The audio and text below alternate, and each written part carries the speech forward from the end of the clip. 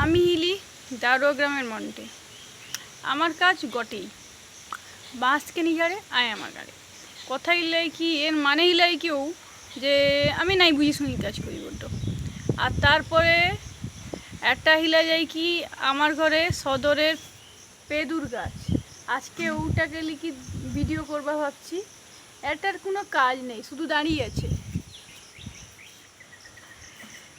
দাঁড়িয়ে দাঁড়িয়ে কি লক্সা দেখে লক্সা দেখি দেখি কিছু কাজ নেই।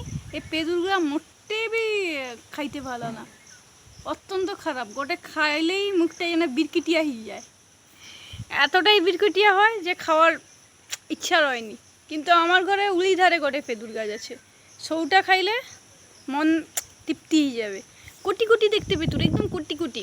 খোঁড়ে খাইলে আর বাজারের পেঁদুর খাইতে ইচ্ছা হইবে না, এত সুন্দর খাইতে। হও টাটা।